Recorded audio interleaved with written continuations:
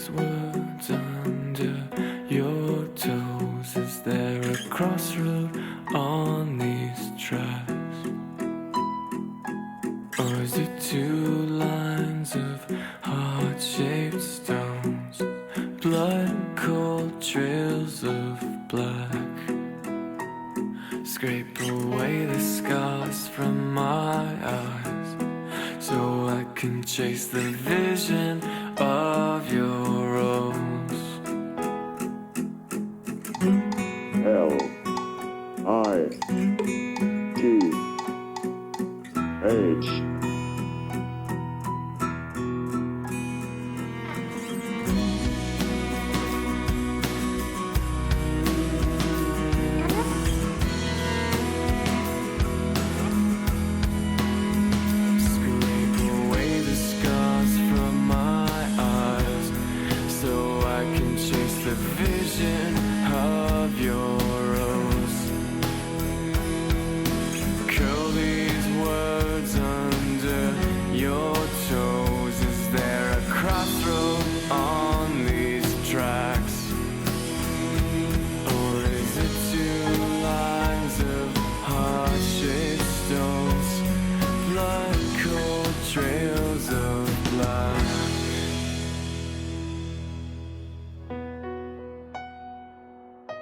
Hi, my name is Jade Bell, and I am here to tell you my story.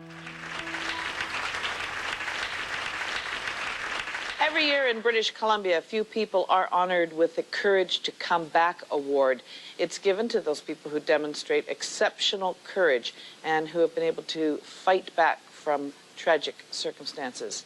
We first watch this award-winning story by CTV's Brent Gilbert. He lives in a world of shadow and light, imprisoned in the shell of a body that has ceased to function. Hi, my name is Jade Bell. Jade is almost entirely blind. He can't speak or walk.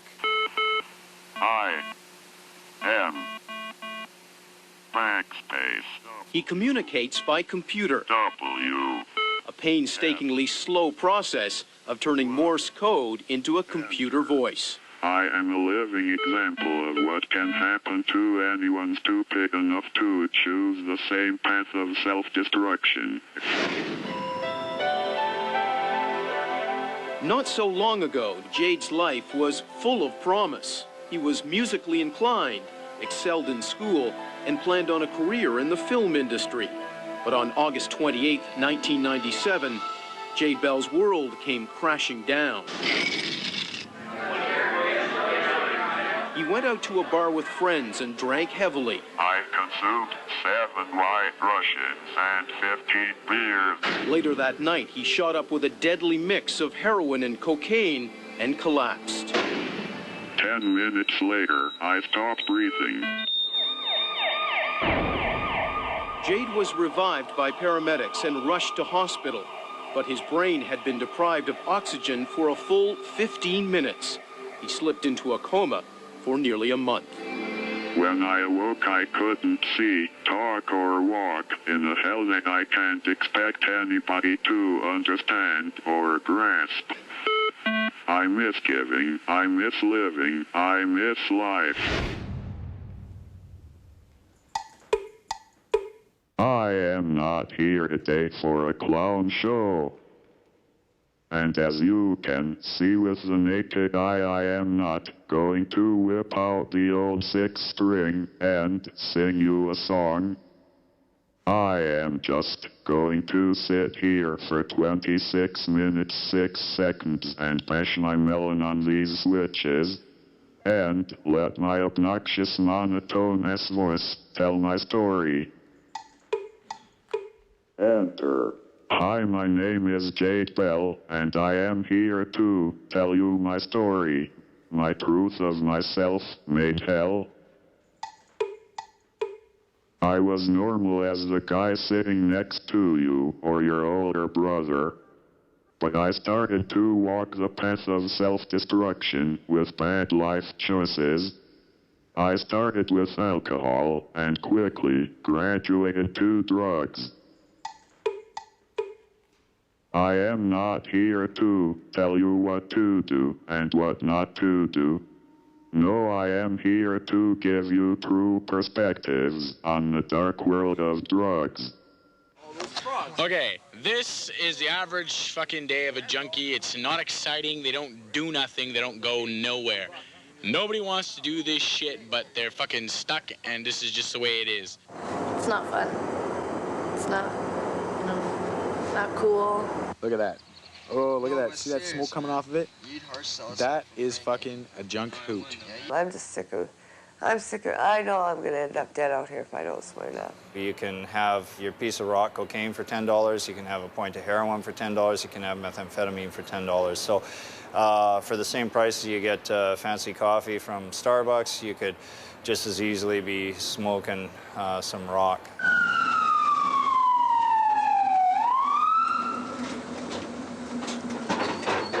Come on, bro.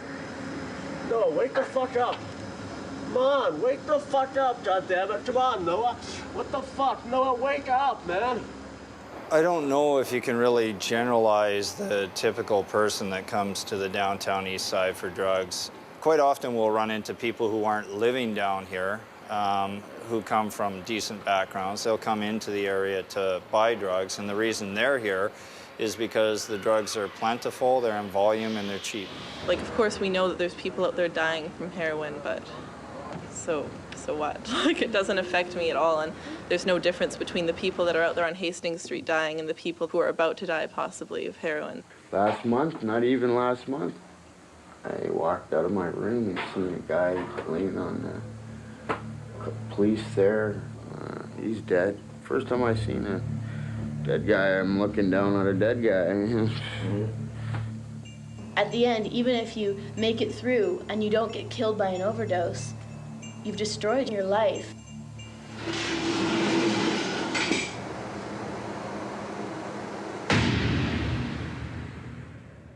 Jade maybe was saved for a reason. And I'm sure over the years he has saved kids.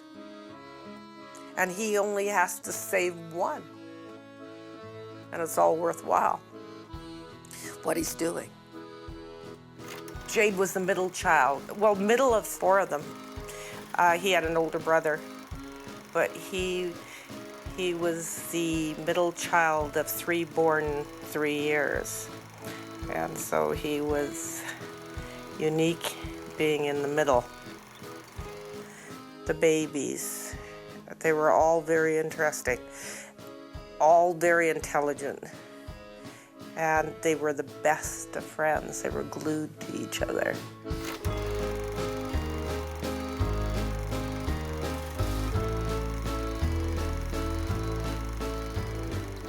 We lived in this big old Edwardian house in Coquitlam. There's dogs there. We had German Shepherds. And Mom and Dad, Aaron, myself, Jade and Tiffany. We had a swimming pool. I remember we played every day. It was almost ideal. It was almost perfect, if that can be. They were great kids, but Jade was unique right from birth. He was determined. He had determination that worked for him and worked against him.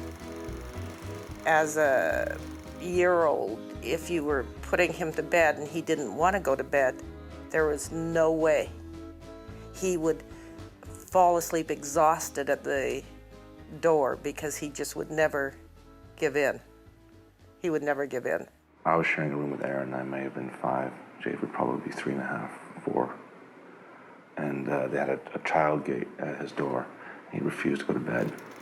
He'd be hollering, wailing, crying, jumping up and down, and he shared a room with Tiffany to get her all riled up.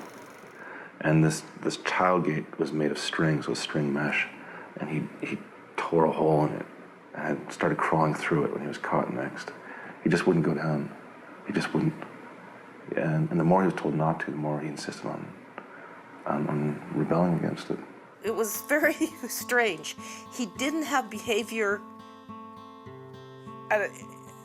problems on a daily basis. He only had behavior problems when he had set his mind to something and somebody disagreed.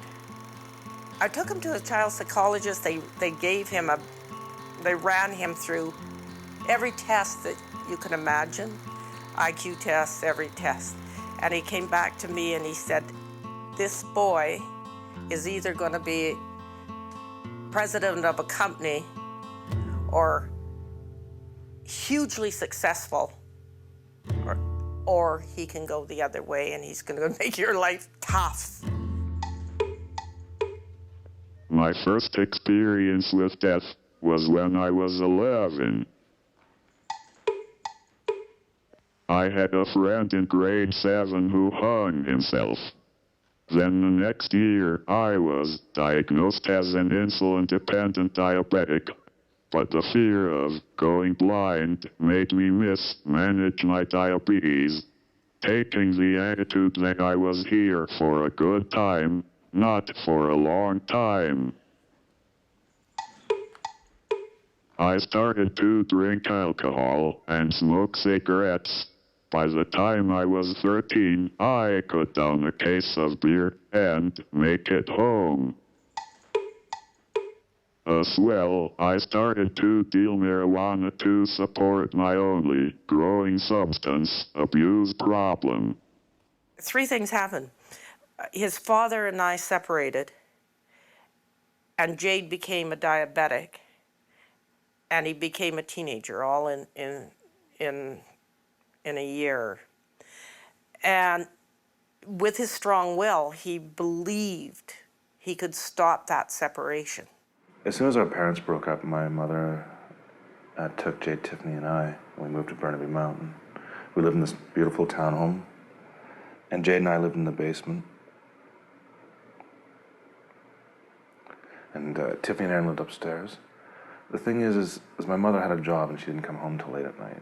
And so we started becoming insecure, I think. I myself started becoming very afraid. I figured this through the years. Jade, he wanted to control everything is to do with himself. And if it was, or his family, the divorce, it was out of his control. The diabetes, he couldn't control that. And it was really big for him. We're living in a community where all the kids are drinking and doing drugs. All of them. And all these children also equally neglected by their parents. I'm not saying not loved, but if you don't know where your child is at 11:30 at night, you're neglecting your child. You're failing your responsibility to protect your child. And protecting your child at times I think it involves protecting them from themselves. Strangely enough, he brought it home where you knew that he was into something the night before his brother died. The summer I turned 15, my big brother Aaron was drag racing up Austin Street.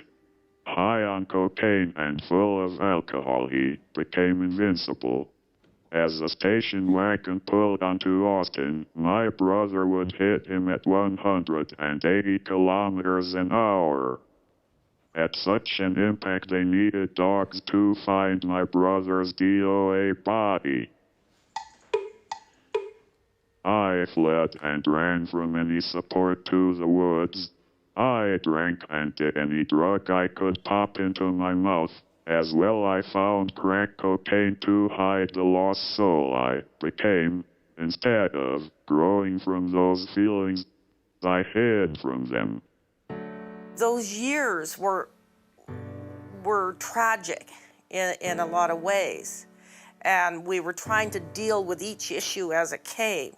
And with the death of his brother, that was huge, huge.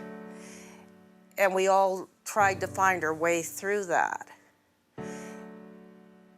And I probably lost contact. I was dealing with my own grief. And the answer for myself was to go to work and to dull the pain. And that's what I did. And I lost, those years are like a blur to me. Jade and I met, I was 15, Jade was 14. We met through a mutual friend, and within about 2 hours of meeting, we decided that we were long-lost brothers. Two lost souls, unsure of where we were both going in life, I think was a big part of it. And finding comfort in knowing the other person was just as lost. I first met Jade in probably the end of 1994, maybe beginning of 95. I had just moved to Vancouver from India, and I was going to school in Capilano College in North Vancouver. Jade seemed a bit more, a little more open-minded. So I guess we kind of clicked on that level. Someone who appreciated art and music and just, having a good time, socializing. Very social. I was quite social. You could see right off the bat that Jade was the type of person that was sort of the glue that would bring the party together, and he was all about having fun. You only really had to make one phone call on what to do tonight, and it was just call Jade, or just go to Jade's, and people would be hanging out at his place, and then we'd go out, and it was always very easy. We'd be at the club, and he'd know where the after party was, and we'd do that, or, I mean, it was just a culture then. Like, raves were really big, and E was really, it was very mainstream. People kind of thought it was a very safe drug and stuff. There's a lot of drinking, a lot of drugs, a lot of laughs, a lot of trouble, getting into and getting out of, camaraderie. It was us against the world at that point. Whether it be the parents, the police, it didn't matter. It was us against the world. After hanging out for a while, I began to realize how Jade, he had a real good knack of making good friends. The people who made friends were really good people, very tolerant, very patient, who would take a lot, A lot of other people would probably say, see you later.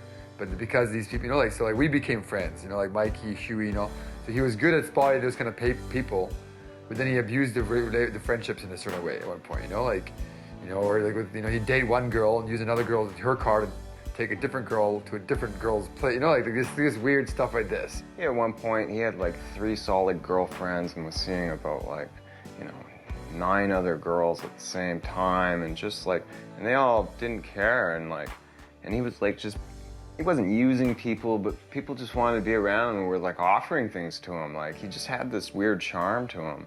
With Jade, he is a very passionate person. And when he does something, like I said, he does it 100%. And with the path he was going, 100% was a very ugly ending. And I think in the back of my mind, I sort of bailed before the ship went down.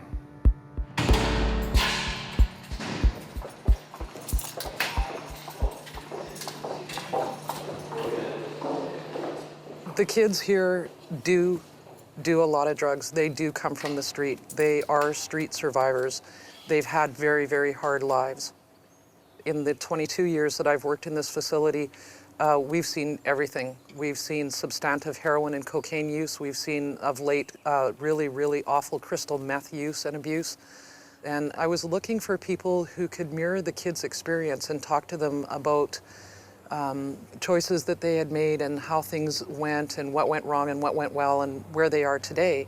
And Jade's story is so remarkable, so absolutely remarkable, and such a testament to the human spirit that I thought that the kids would really, really relate well to him.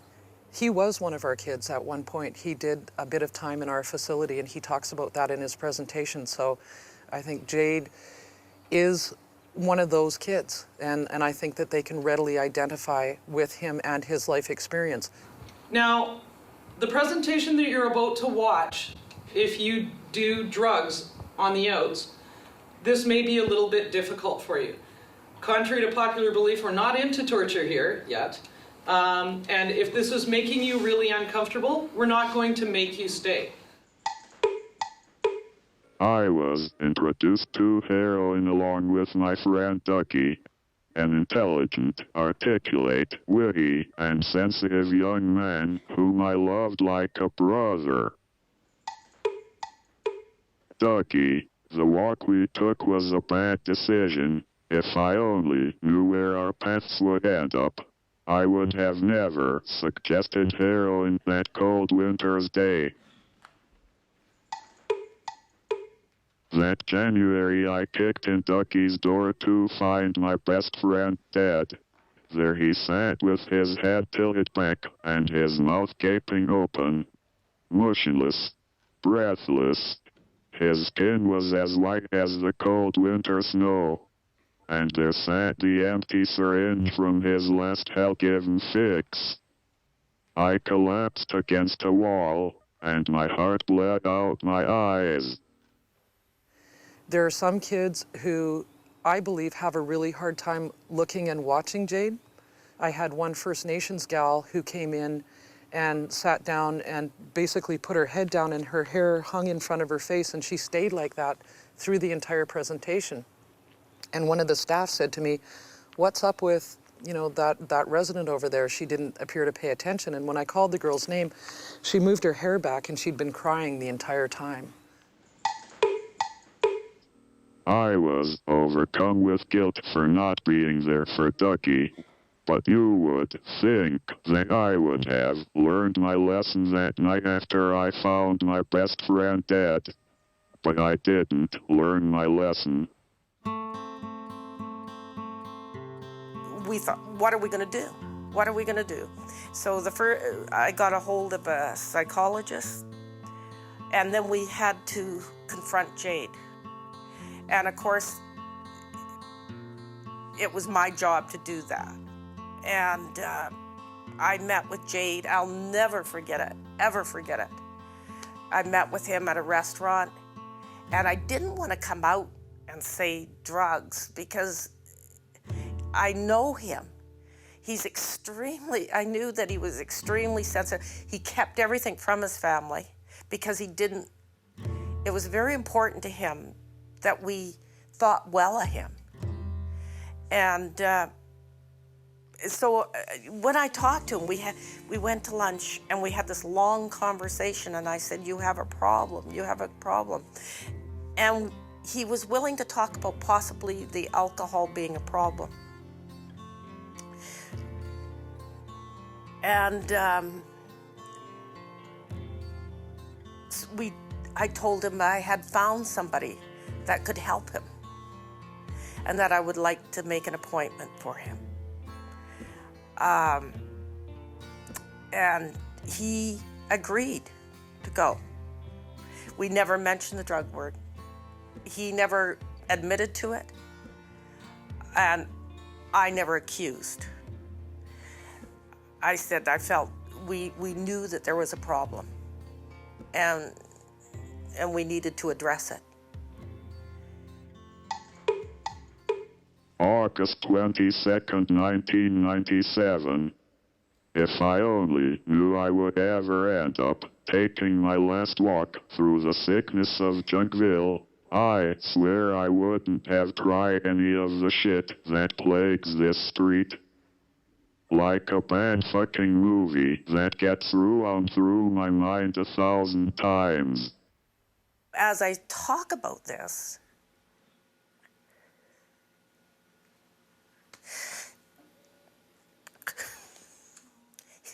his face, I see his face.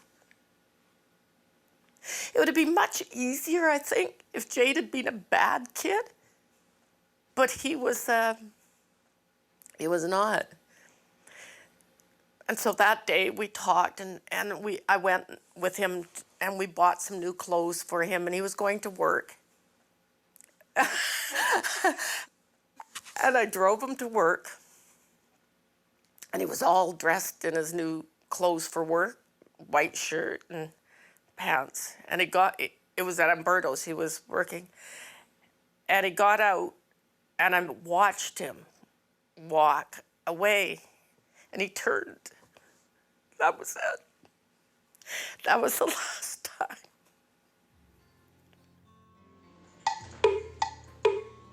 I came here to pick up my fix on Hastings. Next scene, I'm in the washroom, in which I sealed my doom. I stared into the mirror, and into my blue eyes that had just seen too much for the very last time. Once a charming, creative kid with his whole life ahead of him, now a harming case of mutiny. My ambitions of creativity got drowned by negative events I chose to hide from the past. The very last thing I saw was the needle chasing the dragon, and the angels didn't sing. The angels didn't sing.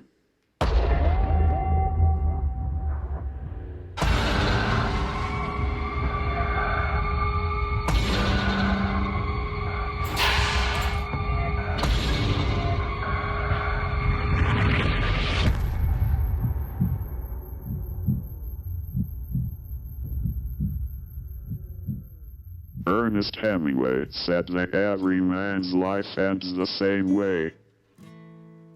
It is only the details of how he lived and how he died that distinguish one man from another. There are certainly some kids who are where he was. And you could see, I'm scanning the room as the whole presentation is going on, and you could see that they were listening. You could see that their faces were impacted, and they stayed. They stayed to listen. They were dismissed to go home, and they stayed in that room, and they lined up to hug him, to make some kind of personal contact. You see signs and different things that tell you not to do drugs, but when you actually see someone who's physically paralyzed because of what he did with drugs, I don't know, it's kind of shocking.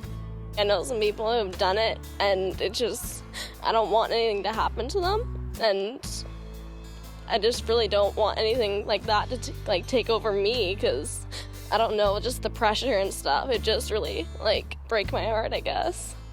To have someone pass away or, I don't know, overdose, the idea of it just scares me. I gave him a really big hug, and it was I felt really sad because he was shaking and everything, but I felt so happy because I saw people he was hugging, and he just had this huge smile on his face.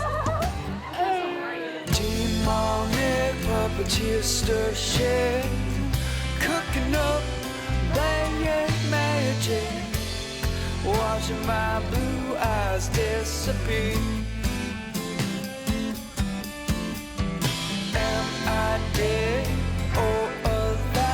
I'm staring at the mirror through the needle's eye, at a heart so bloodied and torn.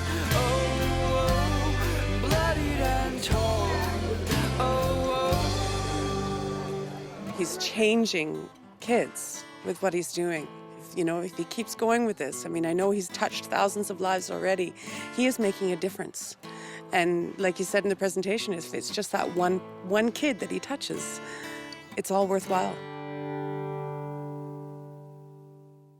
I met Jade in 1999, and I met it from a newspaper article, a local paper here, the Province newspaper, and I felt compelled to find him and seek him out, because I thought I could help him in his crusade to go around to schools and young offenders. Through getting hold of him, you had to go through his father. And his father was the gatekeeper. And it took me a good, it wasn't weeks, it was more like months, like a couple of months of having, I think, 2 or 3 meetings with Tyler. And, it was eventually I was ready to meet the Jade Bell. I started at the very bottom, immobilized, mute and blind. And the only thing that kept me going was my dad. He busted me out of the institution 9 years ago and started my healing journey with his words, that one day I would get out, and one day I would walk, talk, and see again. The last days I spent with my dad before cancer took his life were extremely disheartening. It was perhaps the hardest 5 months I have ever been through. my dad is a tough act to follow, but I am trying my hardest.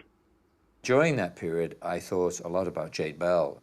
He'd also begun the process of putting the foundation together, but they had trouble paying the lawyers that had done all the work, and they were very inexpensive, the lawyers. They were very, very good people.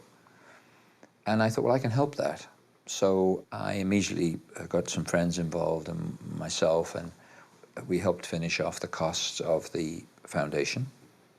The Jade Kids Foundation was set up to get Jade Bell and his message in front of as many children and therefore young offenders as possible.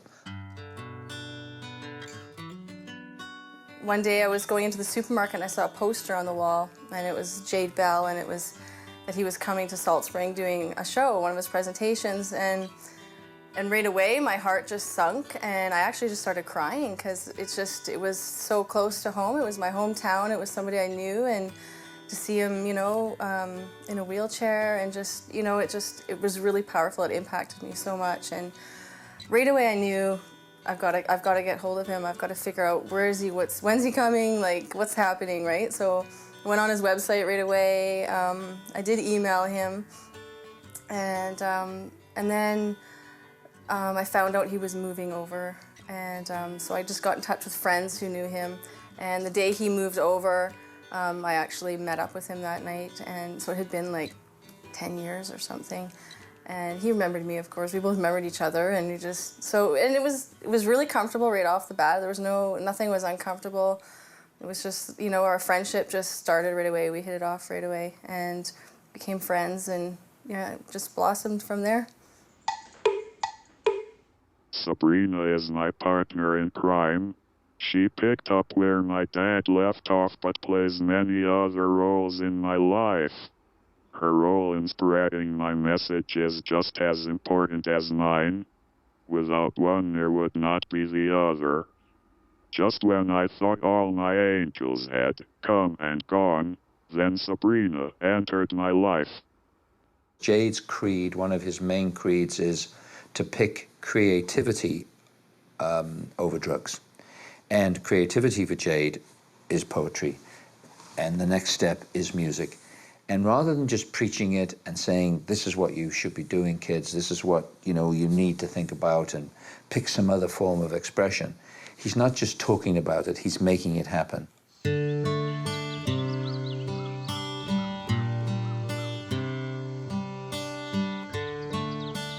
I first met Jade when I was still in high school. Jade came to our high school to do his presentation that he does in a lot of other high schools. And I was just a kid waiting in line to give Jade a hug. It was really awkward and funny because, I don't know, I'm just like, Jade, you're so fucking cool or something, or you just have style. And I don't think I articulated my words very well. And I just got the sense he didn't know who I was or whatever. It was just some kid going up and like grabbing him. But then, God, I don't know, like a year and a half later, I'm working at a restaurant here, and Sabrina comes up to me and she's like, hey, you're that guy. And I'm like, yeah, I've been thinking about Jade, actually. He's got a neat story.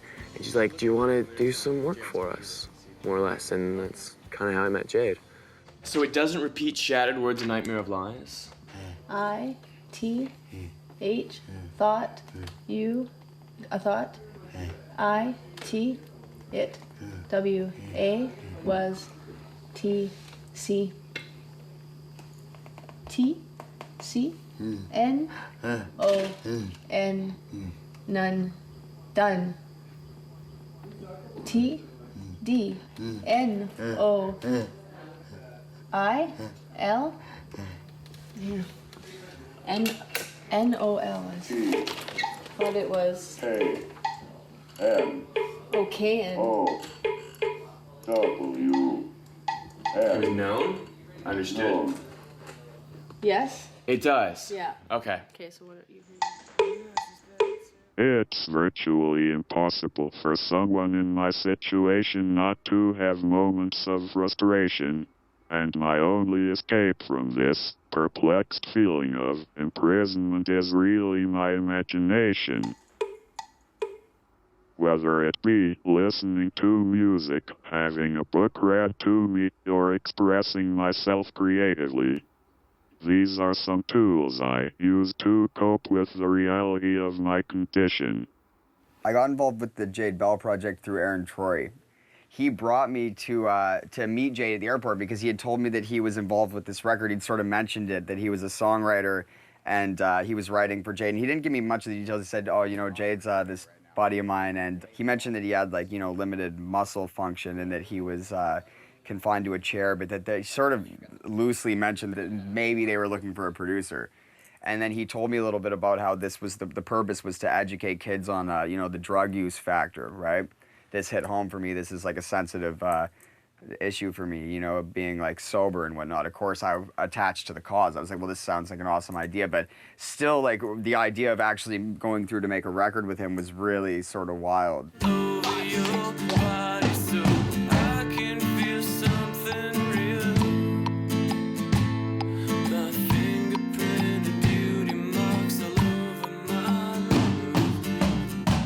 Do you know in the demo at the beginning of it, it was kind of like a wavery sound? Oh, like... Is that a fuck-up or...? Like that? Yeah, he wants it more intense, like in the demo, he said, so it's like probably... this, but not as, like, just... Yeah, more vibrato? more vibrato, totally. Sabrina approached me specifically in an email about recording here at the barn and the concept of coming here with a lot of musicians and different people, and of course, right away, very intrigued because of Jade's story. Right away, I went and typed it up on the internet and was obviously very, very moved right away that someone could be in the predicament that he was in now, but yet still so strong and so vibrant and, you know, really had a passion to set out to do something, to change the world in his own way. About it, like a year ago, when we started, I mean, Jade would just email me the lyrics, and he'd say, you know, I want it to sound like this, I want these instruments involved, you know, here's a sample of one of my favorite songs, take that element from this song and incorporate it into these lyrics. Black teardrops pours in your eyes, questioning if love is an endless line of fools. Black crows mirror the night skies, snarly waters leave me feeling these blues. Jade had a story to tell. He wanted that to be the focus of the record, and so everything else is this supportive, organic element, and so instrumentally you have to support that as well, and everything's got to be right there and raw, and you feel it, and you hear what the singer's saying, and it's gonna hit those heartstrings that way.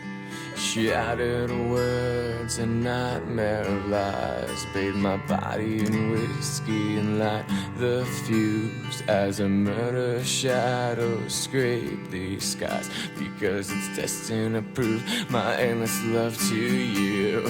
So put me under that bob, or stretch me on the rack till I split in two. But fuck the dark side, because I am in love with you. I had the pleasure of meeting him this past summer, and I've been working on some music with him, and he's incredibly talented, beautiful man, and now is a really unique and special time in his life that we're all fortunate enough to be a part of.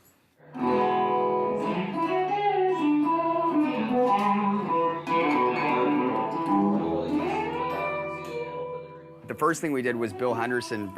He sang in a band called Chilliwack in the 70s and 80s. Could be the 70s, I don't know. It's before my time. But anyway, awesome guy, like lovely, like amazing disposition. And he rocks up, and his amp is a projector from a high school without the film projector part of it. It's like the sound part of it. This is his guitar amp. It's very spacious, and it's got that sound, that echoey, chambery sound. So we ended up with this super wide panorama of Bill just killing this mood on the guitar. And I'm like, Bill, you know, why don't you give it a crack? And he lays it down, and I'm like, that was amazing, man. And he's like, oh, thanks. Okay, I'll just do another one. You know, and I mean, I'm talking like the best guitar maybe I've ever recorded. This guy is just phenomenal. You just jam along to it, and I'll comp it and make sense of it. Like when I get back to Vancouver, you can do whatever the fuck you want. I like that.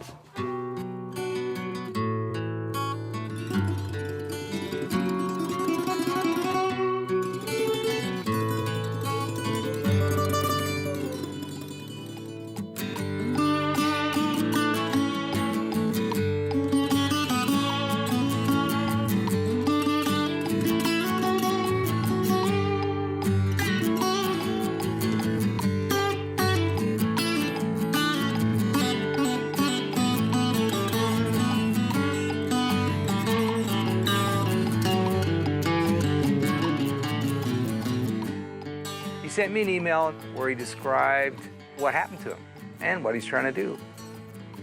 I did get into drugs in the 70s and experienced that and took it on stage with me and had some, amazing moments with it. And then when I decided I better stop and not do it anymore, it took me about 2 years to be able to get on stage and feel like I could really do something. It was really, really hard to get away from the feeling that, well, I needed this stuff to be able to do it. But when I found out and gradually developed the ability to just do it from yourself and with the help of other people, then there you go, you get high. And what is getting high? Getting high is like being released from the stuff that makes you uptight, the stuff that makes you feel like, oh, I'm not very good, or, just pains of various kinds that psychological and physical that we feel. When you get high, you're released from all of that, and you can do it with creativity.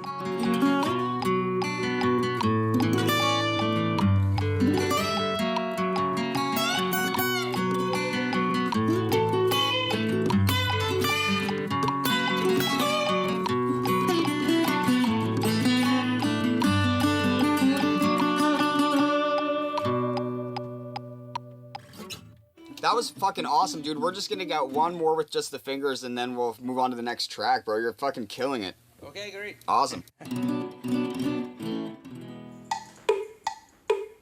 Music and my poetry have taken on a whole new meaning to me. My poetry and song writing has been very therapeutic for me right from the start.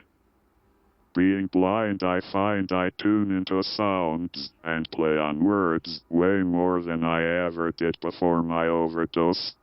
It has been a way to express my feelings, my challenges, and my love metaphorically.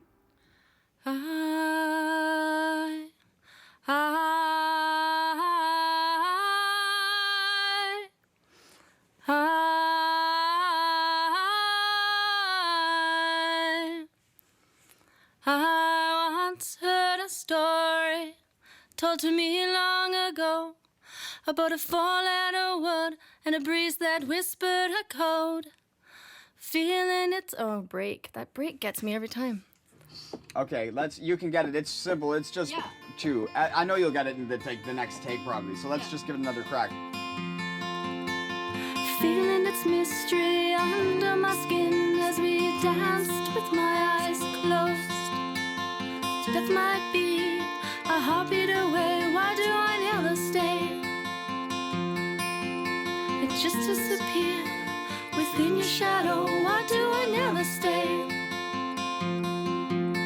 His fists are clenched as he paces the cage, wondering how far love can be stretched. As he awaits, pacing the cage.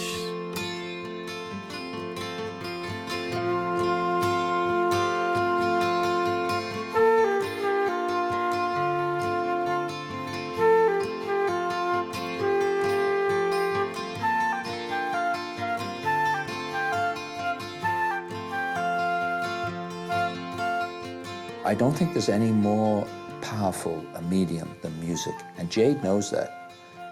The music has become a major critical part of what we're doing, and yes, it's not putting him in the schools, but one will lead in spades to the other, and that's what has happened.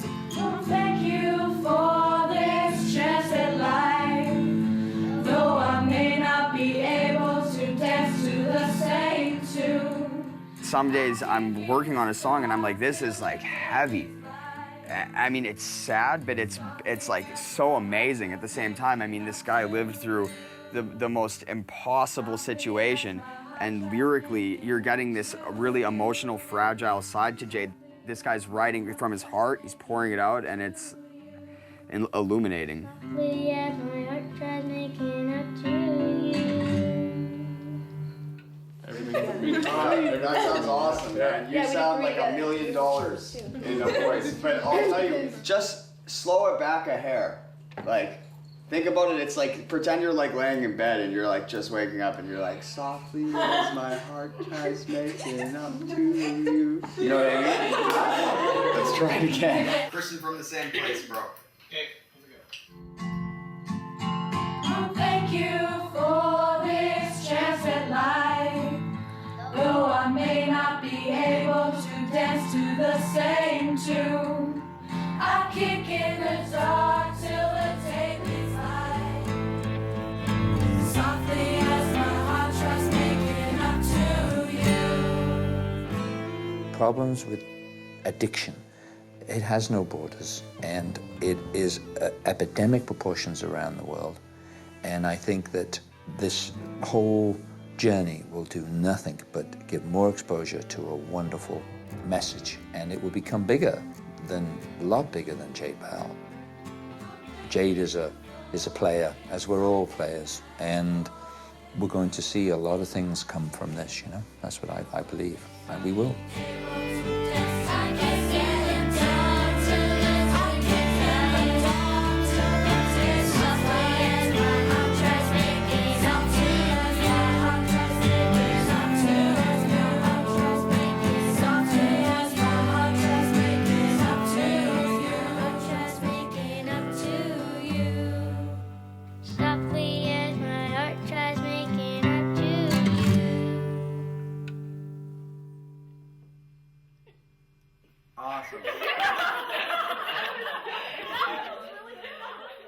Jade's real. He's like, you know, he's the most real guy I've ever been with. He's the sweetest guy I've ever been with, the most romantic guy I've ever been with. Not scared of showing his love. Spoils me rotten. Oh, geez, there's so much. Sabrina is my gumball, tender but silky soft woman, metaphoric, for she is my lover like no other. I knew it was love when I was overcome by happiness like I never felt in any other relationship. She just makes everything seem so easy, including being madly in love with her. I think Sabrina is the right one. What she has and what he needs. And I watched her at Christmas with him. I watched her give her love freely. Jade, he needs that love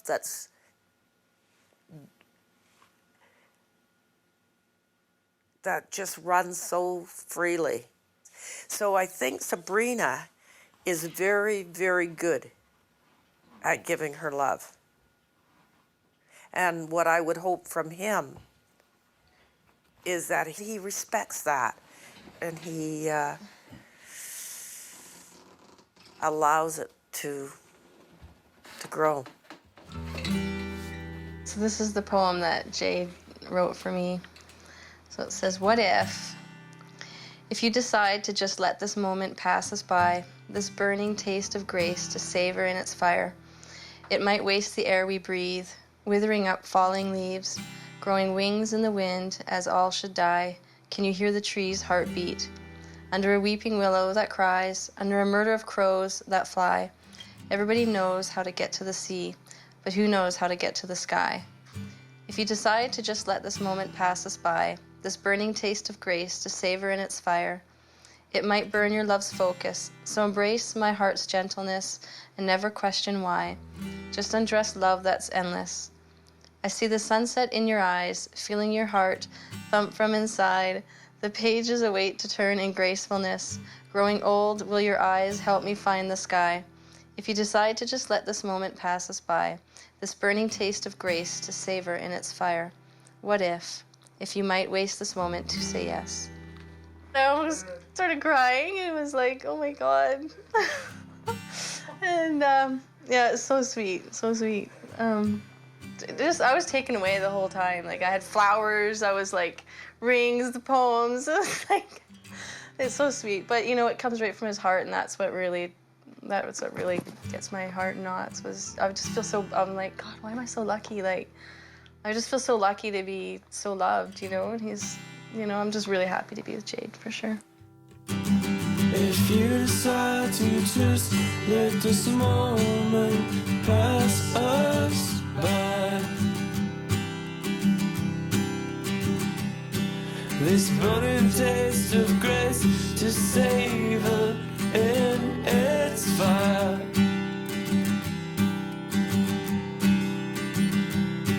What if you might just waste this moment to say yes? So after Christmas Eve, I talked to my mom. She's like, "Oh, so you're really serious about him, right?" And I was like, "Yeah, I am." She goes, "Well," she says, "get off your butt and find out how you can get him out of that chair and get him better, you know? There's no need. He's been there way too long, and there's so much development medicine-wise that there's got to be something they can do for him now." And I was like, "Well, yeah, I heard about stem cell therapy, that, you know, that was really successful and they're having good results with it." Sabrina calls me the next week after doing her own research, and with the same excitement my dad had, she said, "Jade, I have good news." Yeah, so we had our talk with the doctor, and which was super exciting. He said, "You know, I don't see why Jade can't make a full recovery. Basically, you know, he'll needs to come down to Mexico, get, you know, a few vials of stem cells. They just IV it. They put it through an IV, and he goes on this other drug that helps it grow faster, and then it goes, it helps break the barrier, the blood-brain barrier, and so it makes it penetrates into the brain better, and it'll just go in and apparently rebuild the brain cells that have been damaged." So, and he's felt very hopeful that it, you know, would all come back, that he could have a full recovery within, could be a few weeks, it could be up to 6 months. So it was a very exciting phone call. I allowed myself, when they told me, I allowed myself probably 3 minutes, I could feel it in my body, of the intense joy of thinking that this might take place. My dad, I believe, is at my side in spirit and is the one orchestrating this all. So to speak, he, if alive, would be proud.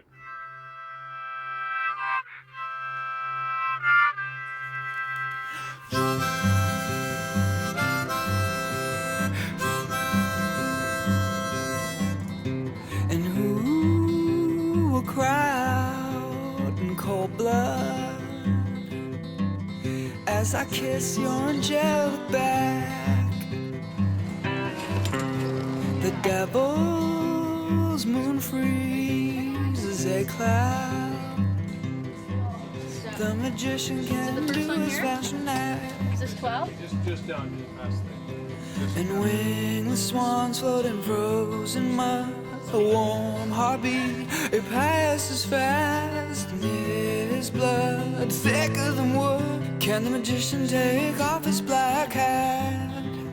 And when the constellations fall from the sky and pitch black is our only view, take my hand with closed eyes and I'll follow you into the blue. And I'll follow you into the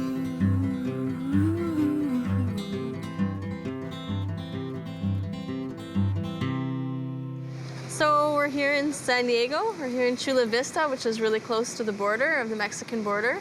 And our driver, Kevork, is going to be picking us up and shuttling us across the border into Mexico to the Dr. Ramirez's clinic. Basically, they're going to catheter into Jade's brain through the artery behind his knee. So then they have that in. They're going to inject mannitol, which is this drug that Steve Block invented, which opens up the blood-brain barrier. So they'll inject that, and then they're going to inject 5 vials of umbilical cord stem cells. Those are the stem cells? Yeah. Wow. I have it in my hand. She's got the stem cells in her hand. Scissors in Mexican or Spanish is tijeras. Tijeras.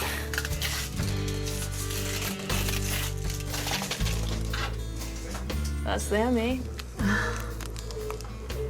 What we're gonna do now, we'll keep it in the bag and we'll bring it to the room temperature by holding it in our hands. Okay. I'm gonna hold it? Yeah, we need your good energy in it. Yes. And if you say a little bit prayer, it will be okay. If it burns your hands, then let me know. Okay. No. It reached to the carotid artery. Okay. So the big dark line is the artery, and that little thing is inside of it. Okay. So it's into the artery. That's good. And I did a minute ago, I was praying to Tyler, to Jade's dad, and I was saying, this is your chance to heal your son. So put all your energy in here. And I just really want this to work for him.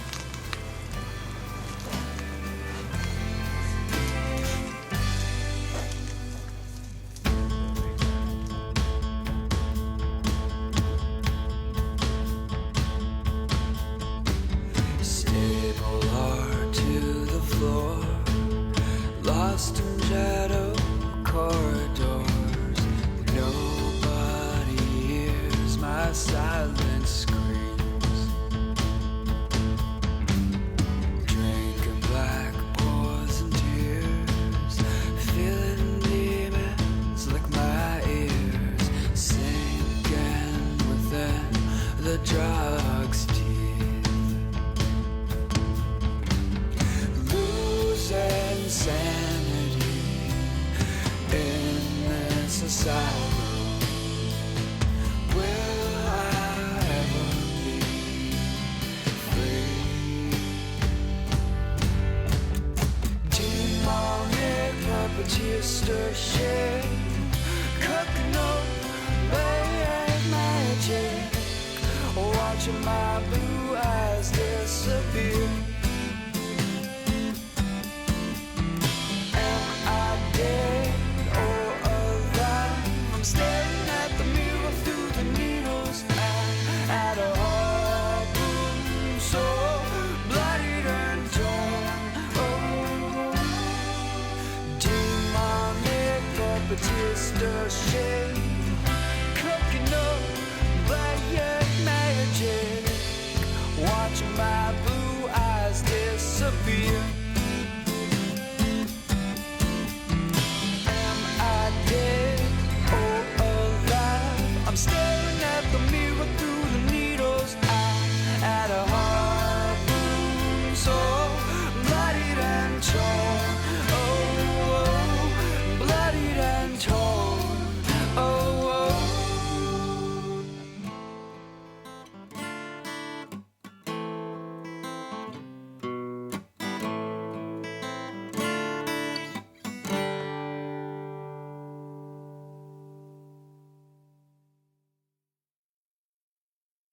We knew going down there, we knew doing this, there was a risk nothing was going to happen. So, I mean, we were going on hope, and, you know, there's so many factors involved that can make it not work, you know? So, you know, you just got to try, and it doesn't hurt to try. There's a couple moments Jade has seen better. He's had a bit of clarity in his vision. I mean, those moments, he'd just be like, whoa, it's almost like the clouds are kind of, you know, they're kind of trying to move out of the way. And he's had a few moments like that where I'm like, whoa, okay, here it comes, right? Thinking it's coming, and then it goes away. Just because I haven't seen or noticed any change with that single treatment, it doesn't mean I have lost hope of some kind of recovery.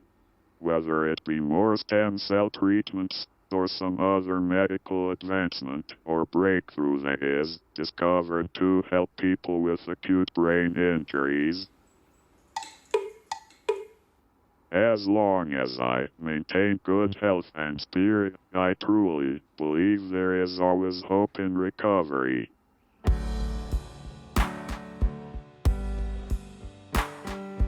This is the day. I posted it on my Facebook already. I was like, today's the big day, we're getting the album. Thanks to many people. Then I started thanking everybody, and I'm trying to remember everybody you have to thank for it.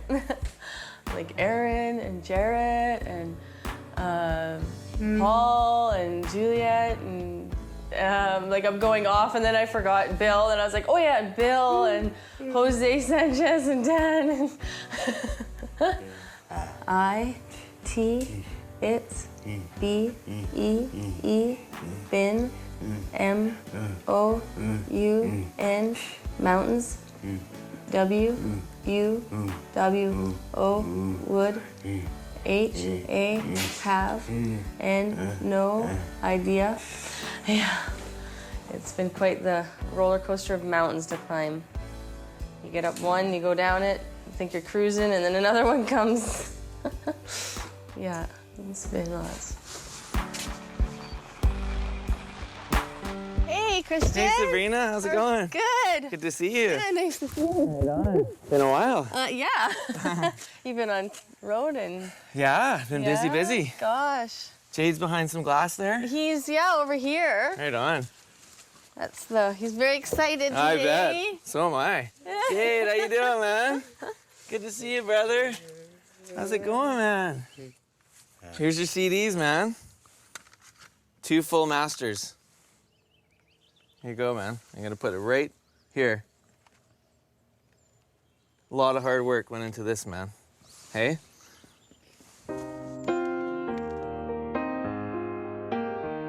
In his heart of hearts, at the bottom of his soul, his dream is to have a Jade Bell Drug Center, and he wants to be part of that. And I believe that there's a good possibility that with everything that else he's been able to achieve, that is a real potential possibility. And he's great at bringing dreams and working hard and doing everything he can to try and capture these young people's imagination, but that's his imagination. That's one of his dreams, as was the music and as was the poetry to the music. And he's made that happen. I mean, we were facilitators. He's the one that had the drive and the chutzpah to see it through. And I think knowing Jade and knowing the power that he has, that drug center will become real. At the very end of the presentation, it was over. So I was packing up our gear, and I could see there was about 6 people sitting in the bleachers. And one girl just came up and said, I have a note. I very quietly, very timidly said, I have this note. I'm wondering if you can, give it to Jade. Dear Jade, you are very heroic. In my eyes, you are my angel. Last night, I wrote a suicide note, and I was going to do the dirty deed tonight. But you saved me, inspired me. Now I can see. I was put here for a reason, not just to smoke weed and cigarettes and drink with people who I think are my friends. Instead of tonight being my death date, today is my quit date. Thank you so much, Jade. I will email you.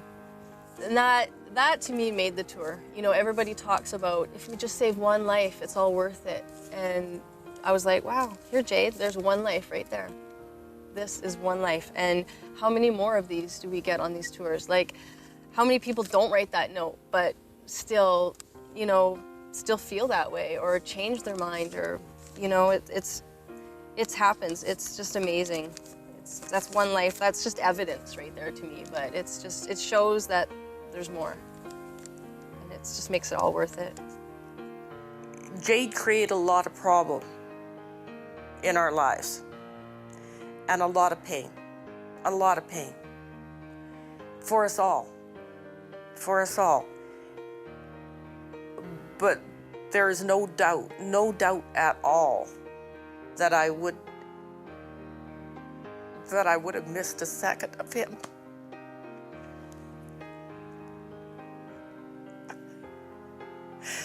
There certainly has been times when you see his pain that you just wonder how he goes on.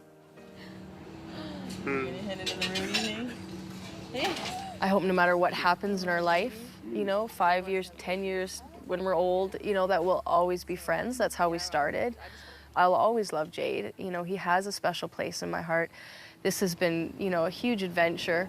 And I wish him the best in his life, you know, coming right from my heart. Like, I wish him to heal. I wish him to be happy. I wish, you know, all his dreams to come true, you know, and just like I'm sure he'd wish for me.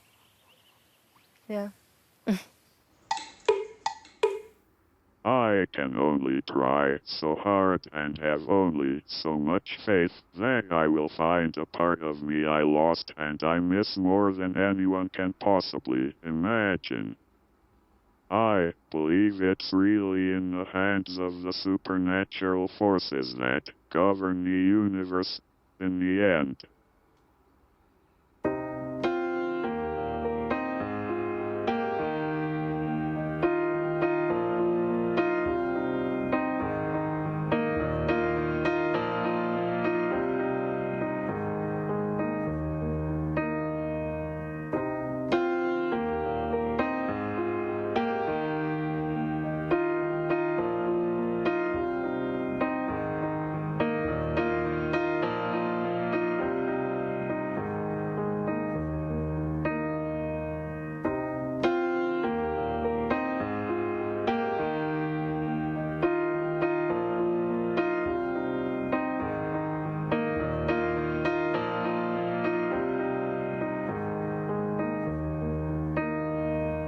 White raven, open black wing, stir in the rainbow's madness, innocently to shake the heavens with his laughing, bleeding its tears upon the thirsty sea, bleeding its tears upon the thirsty sea.